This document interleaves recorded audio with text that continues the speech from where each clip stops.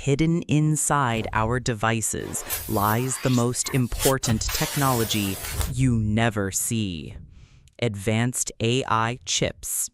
These tiny silicon brains are rewriting the rules of power, economics, and geopolitics. Behind the scenes, a high-stakes battle is unfolding, a new kind of Cold War. Control of these chips means control of the future, and every major power wants the throne. We're heading toward a fractured future.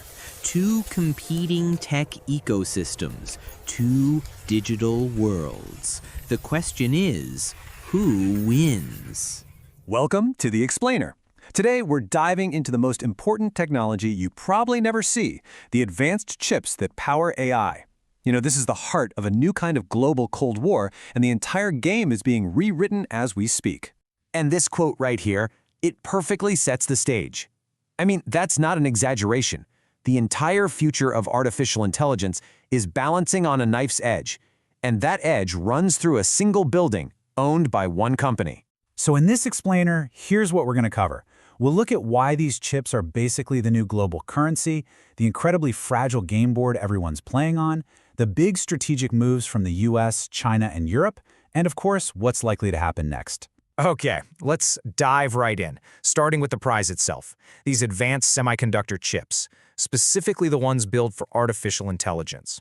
See, these aren't just any old chips. They are the absolute fundamental building blocks for modern AI. You can think of them as the new oil of the digital economy. Seriously, they're the engine behind everything from generative AI like ChatGPT to the incredibly complex systems in self-driving cars. The key term you'll hear thrown around is GPU. And here's the crucial point. Controlling the supply of these things isn't just about business anymore. It's about having direct leverage over the future of the global economy and maybe even military power. Now let's meet the players and get a feel for the game board. The global semiconductor supply chain is, without a doubt, one of the most complex manufacturing systems humans have ever created. But here's the thing, it's also unbelievably fragile. This chart tells you so much about where the power and the money really sits.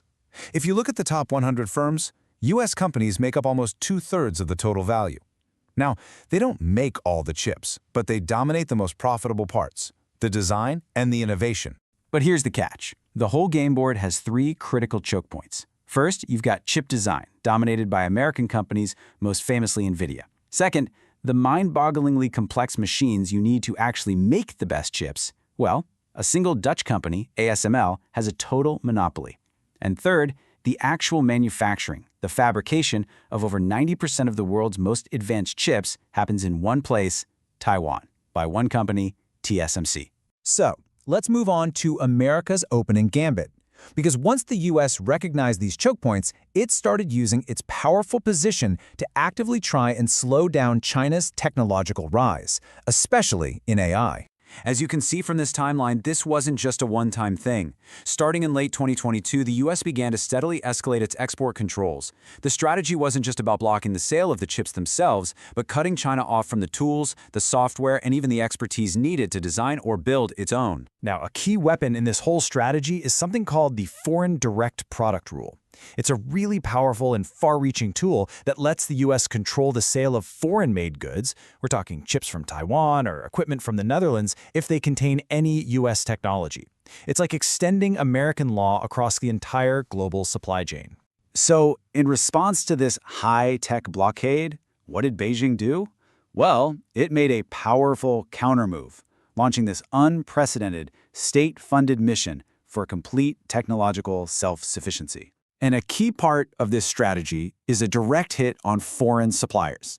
There's a new mandate now that forces state-owned data centers to get over 50% of their chips from domestic companies. The goal is simple, right? Build up China's own industry by squeezing out rivals like NVIDIA and AMD. This whole situation forced US companies into a pretty weird spot. I mean, to keep selling into the massive Chinese market, NVIDIA had to create these special, less powerful versions of its best AI chips. They're often called nerfed chips, and they're specifically designed to comply with US export rules. Now, what's really fascinating here is the backlash inside China. Chinese state media actually started publicly questioning the security of these weakened American chips, suggesting they might have hardware backdoors, and basically telling domestic companies to avoid them and use homegrown chips instead. But listen, this is not just a two-player game. The shockwaves from this US-China tech rivalry are forcing other major powers, like Europe, to scramble to secure their own positions and make sure they don't get caught in the middle. Determined not to be caught in the crossfire, the EU is now making its own big move. It's launched a really ambitious strategy to achieve what it calls technological sovereignty. And at the very heart of this is something called the AI Continent Action Plan. It's a huge, comprehensive strategy designed to build up Europe's own infrastructure, its own talent, and its own data resources so that it can actually compete on the world stage. So, where does this escalating competition leave us? What does the endgame of the chip war even look like for the global industry and the future of technology? Well, after everything we've seen, the American blockade, China's nationalist countermove, it's probably no surprise what industry executives are most worried about. According to a recent survey, the whole landscape has fundamentally changed. Geopolitics, territorialism, and tariffs is now tied with talent risk as their #1 concern. And because of that, their top priorities have totally shifted too.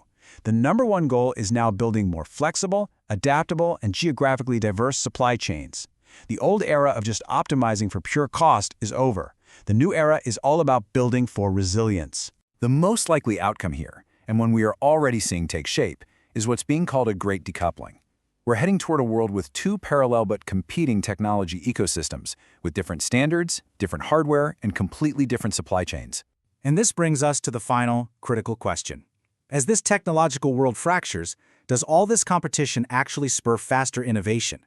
Or does the duplication of effort, the breaking of global supply chains, and the rise of protectionism, does that all mean the biggest cost to the chip war is actually a slower, more fragmented future for all of us?